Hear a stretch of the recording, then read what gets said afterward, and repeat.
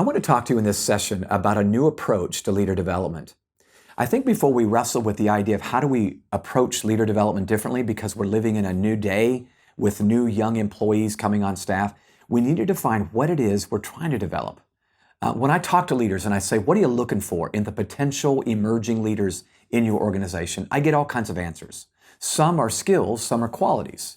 They'll say things like, I want a person of integrity, or I want someone that's a really good planner, someone that's articulate, communicates well, someone that envisions well. There are 1,000 things we could list, but I'm going to, in this session, reduce it down to the fundamentals. In fact, if I put a title on this session, it would be The Primary Colors of a Leader. I was a double major in college, and one of my majors was art. And I'll never forget my freshman year sitting in an art history class where my prof brought in copies of masterpiece paintings.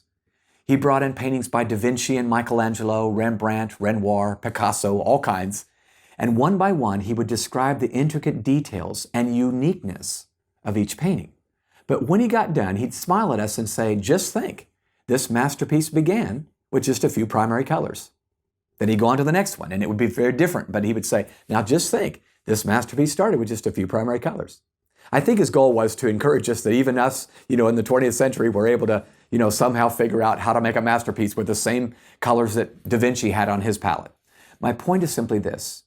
I believe every one of those emerging leaders in your organization are indeed a masterpiece. I know that sounds cliche and probably syrupy, but there are masterpiece leaders out there waiting to be developed and painted. But I also believe that while each masterpiece is unique, there are going to be 4 primary colors that show up in every leader. I'm going to give them to you right now. Color number 1 on the palette is the word character. Now, I know you would predict that. Here we are in a Christian leadership associated environment, but I believe step 1 and stage 1, before we get on to any skill set, speaking, planning, strategy, we've got to make sure that the person is leading themselves well before they try to lead anybody else. Character is simply the infrastructure in our own lives where we're managing our emotions and our behaviors. And we're so good at that we've earned the right to be followed, badge or no badge. So character would be primary color number 1. It's the ability to do what I need to do even when it's difficult. Now, with only character, I'm just a good citizen. I've not looked outward yet. I'm not trying to change the world. I'm not trying to lead anybody else. I'm just leading me really well. So that's why I have to add color number 2, which is what I call perspective. Character is number 1. Perspective is number 2. The moment I add perspective to the palette, now I'm beginning to look outside, and perhaps I envision something that needs to be done. I'm thinking differently than I once thought. I'm seeing what needs to happen and the steps that can be taken to reach a goal. When I was getting my doctoral degree, Bobby Clinton was one of my professors, and he said something that I will never forget. He simply said the primary difference between a follower and a leader is perspective. The primary difference between a leader and an effective leader is better perspective. So the differentiation between a follower and leader, and neither one are bad, it's just that leaders think differently than followers do. They usually see bigger than followers do. They often see things before followers do, and hopefully they see way beyond what a follower can see. So perspective would be primary color number 2. It's the ability to envision and think and process. Primary color number 3. Character is number 1. I'm leading myself well. But with only character, I'm just a good person, okay? Now, perspective is number 2. I get this great idea. I begin to think differently. But with only perspective, I haven't done anything yet. I'm just thinking differently. It's the proverbial guy that took a shower and got a great idea in the shower, but he got out, dried off, and didn't do a thing about what he thought of. With the third color, which is, by the way, courage, now we begin to step out and do something about what we're thinking. So courage is primary color number 3. Now, by courage, I simply mean the ability to step out and take a risk to reach a goal. By the way, when I interview leaders and I talk to them about what they feel like they have and what they feel like they're missing when it comes to leadership, nearly every one of them will say courage is the component I feel like I lack. I get good ideas, I'm a pretty good person, but I just feel like I lack the courage component. And so this is essential. Somehow we're never going to finish the work that we have to do unless we muster the courage to do it. Courage is contagious. Most people are waiting for permission by their leader or somebody else to act courageously. And I have found both courage and fear are contagious. So courage is that ability to step out and take the risk. Now, that's primary color number 3. Let's do some quick review. Primary color number 1 is character. I'm leading myself well, but not looking outside of myself. So primary color number 2 is perspective. Now I am looking outside, I'm thinking differently, I'm strategizing, I'm seeing what needs to happen to reach a goal, but I haven't done anything yet. So courage is component number 4. Now I have gotten up and I've acted on that idea I had, but with only courage, I haven't brought anybody else with me yet. I'm an entrepreneur at best. I've acted, but I've acted alone. That's why primary color number 4 is so essential. It's simply the word favor. Favor is the people component of leadership. Favor is a biblical word, but I think on the human side of favor, it's always the ability to be winsome, to be magnetic, to somehow win someone over to a cause, and together become a broker of the talents those people have and reach the goal, to bring alignment among the people that are following. Now, we have developed a tool that I think might be helpful for you right now. It's a tool that we simply call habitudes. Habitudes are simply images that form leadership habits and attitudes. I want to give you a picture or an image now for each one of these primary colors. Since we're talking about portraits, I'm going to give you a picture that will be an anchor for every one of these ideas as you think about the fundamentals of developing young and new leaders. The image for character is simply an iceberg.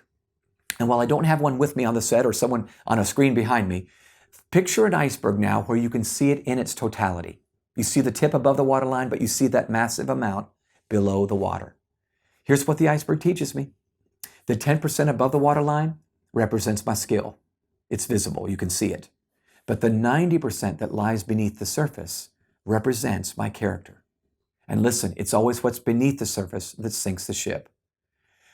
When leaders disqualify themselves, rarely is it a speaking problem or a planning problem or whatever. We can build those skill sets. Isn't it usually where we have sabotaged ourselves morally or ethically? We have made a move and either it was a poor judgment or just poor character, but we were disqualified because of a character issue. 90% of our influence lies in qualities beneath the surface. So character is anchored by the iceberg. The next one is perspective. The anchor I use for that one is one as an image I call rivers and floods. Rivers and floods. A river and a flood are both bodies of water, but here's the big difference. Floods are water going in every direction, all at once, and often doing damage. Rivers, on the other hand, are water flowing in a single direction. And if you use them well, you can leverage it to do a lot of good. You can use it for transportation. You can generate electricity from a flowing river.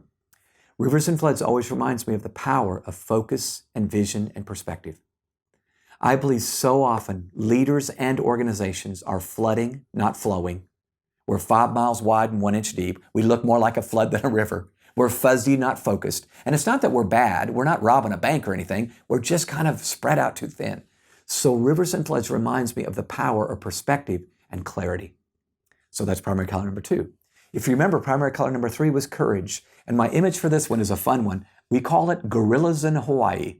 And it's built off of something a friend of mine went to. One of my former teammates at Growing Leaders is a good friend named David.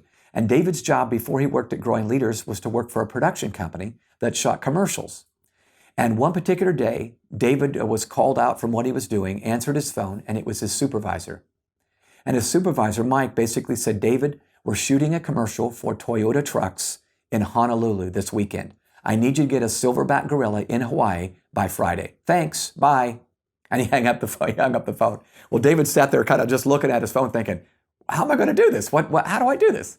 But that day, he just went on a rampage. He was on a warpath to find a way to get a gorilla in Hawaii. He went on websites. He made phone calls. He eventually found a way by 5 o'clock to get a gorilla in Hawaii. He called his boss and said, I can make it happen. Now, what I love about this story, and the reason I even bring it up to you is, did you notice David's first response was not, that's not my job description? Or I've never done that before? Or I'm not even sure that can be done by Friday? Leaders find a way to get the job done. They muster the courage and the wherewithal, even if they don't have a high IQ or lots of talents, to say, I will figure out a way to get it done. It's the courage to step out and say, though I have never done it, I will do it now. The last of the primary colors, if you remember, is the word favor. We just talked about it. And the anchor I have for this one is a wonderful image we call chess and checkers. I want you to think about those two games, chess and checkers. Both have the same game board, but they're very different games. When I play checkers, all my pieces look alike, so I treat them all alike. When I play chess, All the pieces are different. And I have to know what each piece can do. Only in knowing the strength of each piece can I win. Do you know what I've come to believe? Mediocre leaders play checkers with their people. They treat them all alike and they get average performance. Great leaders have learned to play chess in the relationships of their life. And they connect with others at the uniqueness of their strength and their personality. And those people flourish under their leadership. I believe that we need to move from mediocrity to build this favor thing by playing chess, not checkers. So I share these with you for one simple reason. As you think about a new approach to leader development, this video has really been about what do we have to build? What are the fundamentals? There are 1,000 things you could teach on and train on, no doubt about it. But I believe every one of them falls into one of these 4 umbrellas. You need to teach some heart issues that would fall under character and the iceberg, all the qualities beneath the surface that we need for leaders to last. And then we're going to need to build some thinking strategies in. And then we're going to need to build this whole courage thing, which is much more difficult to build, but we need to go after it. We need to train and teach for courage and risk. And then finally, favor. That's the people skills we're going to need to build into our young leaders. Let me close with this thought. Another image of the Habitude series that we developed is one that's simply called the Joshua problem. The Joshua problem. And really, this is why I'm talking to you about a new approach to leader development. You know that the greatest Jewish leader in the world 4,000 years ago was a guy named Moses. Remember the story? Okay. Moses was called by God to lead the people of Israel out of bondage in Egypt and into the promised land. But you and I both know he didn't finish the job. He got it right to the banks of the Jordan River, and God said, stop. Fortunately, for quite a while prior to that time, he had been developing a next generation leader by the name of Joshua. And when Moses passes away, 2 weeks later, Joshua takes the reins of leadership, crosses the Jordan with hundreds of thousands of Israeli people, and city by city by city, they began to take the promised land. The problem is, Joshua never had a Joshua. If you read the pages of Scripture, you see that Joshua never returned the favor that Moses had done for him. He never reached back and found an emerging leader and poured into him. And so when Joshua dies years later, Israel goes into the worst period of her history. It's called the period of the Judges, where twice we read in the book of Judges, and there was no king in Israel, and everyone did what was right in his own eyes. I'm saying let's solve the Joshua problem. Let's build the fundamentals of leadership in our people.